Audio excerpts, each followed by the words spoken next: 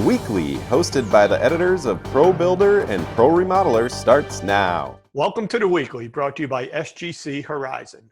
This is your spot every Thursday to keep up with the latest trends and innovations in our marketplace.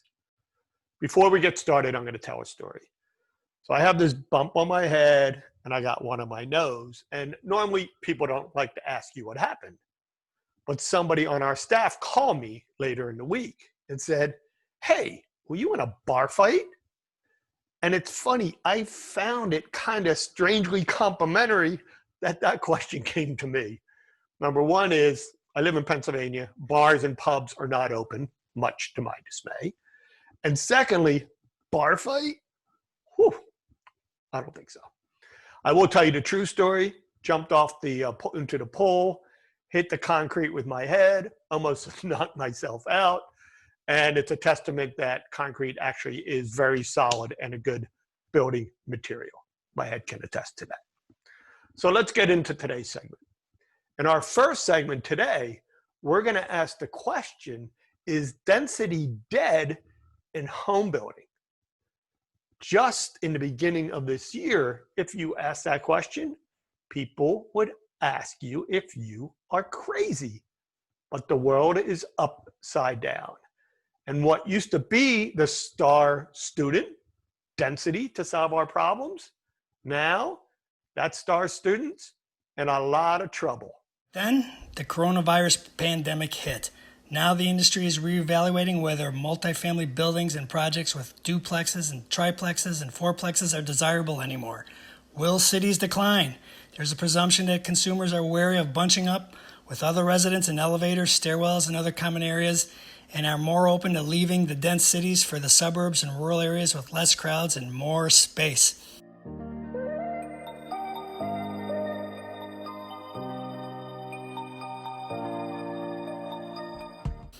As the first shelter-in-place orders rolled out during March, John Allen, president of Brown Haven Homes in Blairsville, Georgia, pivoted his company's marketing strategy to connect with buyers looking for sanctuary through ads on social media, Facebook, and Instagram with the tagline, "Peace is priceless." In our middle segment today, we'll give you a different view of multifamily and mixed use. Adele Chang highlights a proposed project she has in California, and she'll highlight for you why will it work. The 860 will take its place among buildings in a myriad of styles, from 1- and 2-story 50s-era housing and strip malls to stucco buildings with red tile roofs and eclectic mid-rise hotels built in the 90s and beyond. We designed the development in a bold contemporary style in order to distinguish it from the surrounding hodgepodge on this busy commercial strip. We finished today's segments with an interview with Rob King. Rob is the new marketing manager at NARI, and he's got a lot on his plate. And you know what's helping him make decisions? Data. So an example from my dental experience, I was at the American Dental Association, and we were looking at the data about what do people search, what are dentists searching for on our website.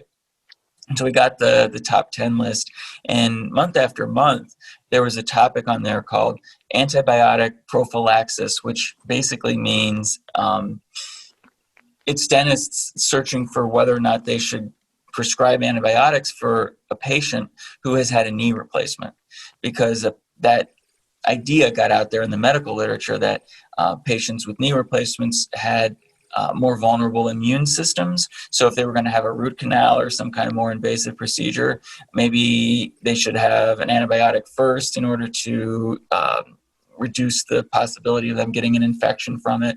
And so month after month, dentists were searching this out. So we were able to leverage that because we had some content, education content about that. We were able to kind of make that more prominent in our advertising because we knew that dentists were looking for it. It's not something we would have ever thought. As lay people, we were thinking more like they would want info about fluoride or, wisdom tooth extraction or something like that. But that was definitely a surprise to us.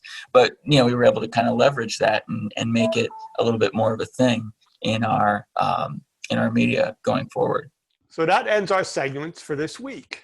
As always, we greatly appreciate you joining us. If you miss any of our episodes or segments in the past, the address is right here on where you can find them, both on Horizon TV or on YouTube. And if you'd like to email me directly and give me any ideas you'd like to see on the show, here's my email address right here. So have a wonderful week. Be safe. Wear your mask. And we look forward to seeing you next Thursday. Thanks for joining us.